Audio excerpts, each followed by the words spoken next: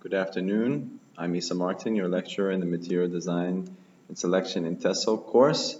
And today I'd just like to talk to you a little about adapting materials.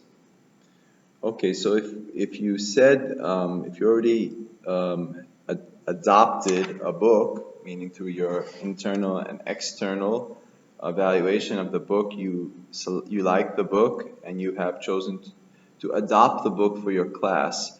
The next step now is, because no book is a perfect glove for your students, you're like a tailor who has to help fit that book that you like to the specific needs of your class. Of course, this takes knowledge of your students, experience, but we'll just discuss today a few things that you could consider when adapting materials, adapting, in this particular context, your course book for the particular needs of your students.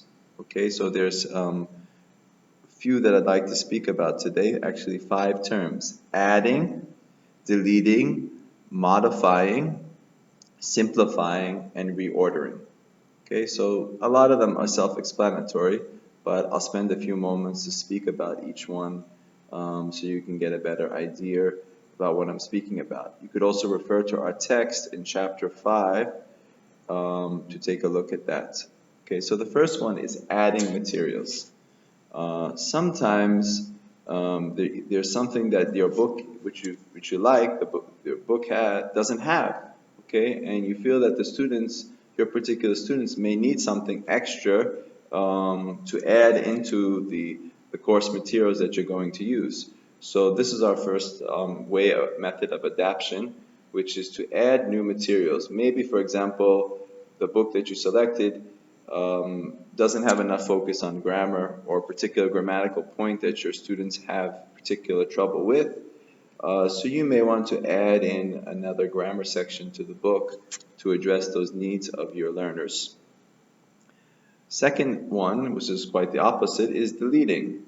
Sometimes there's materials in there that, for whatever reason, some may be inappropriate, some may be maybe the students it's too easy for the students, culturally inappropriate, or too easy, or other things like that, maybe boring, maybe repetitive, quite a few different factors that you could consider.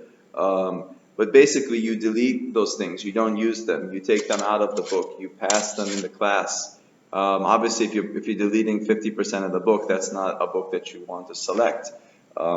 But let's say you delete 10% of the book. Well, that may be appropriate if it's done based on sound pedagogical reasons of why to delete certain materials. Okay, so that's the next step, deleting materials. Third one is quite in the middle. It's neither adding nor deleting, but modifying. Okay, basically changing a particular activity from your class, from your text, to fit the needs of your students. So you haven't added a new activity and you haven't gotten rid of an activity, but you've changed an activity to suit your particular needs in your classroom.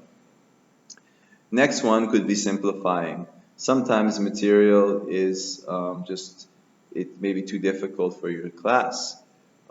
So you may want to, for example, a reading passage may be too difficult. So you may want to simplify that reading passage because in your judgment, that particular reading passage may become too difficult for your students.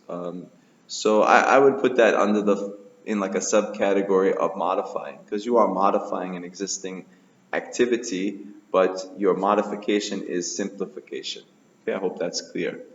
The last one is reordering. Materials is arranged in a certain order in your book. Now sometimes you may deem it necessary to change that order. The order may be a little different, and maybe you feel that one particular activity should come before another activity, meaning that it's a better, for example, pre-reading activity. You want to take one activity from the end of the chapter and put it to the front because you feel it would be good, for example, for helping the students in the pre-reading or the pre-listening phase of your lesson. So that reordering is another valuable method of adaptation. Okay, so I've just talked to you about 5 possible methods of adapting materials for your classroom. Wish you well and see you in the classroom.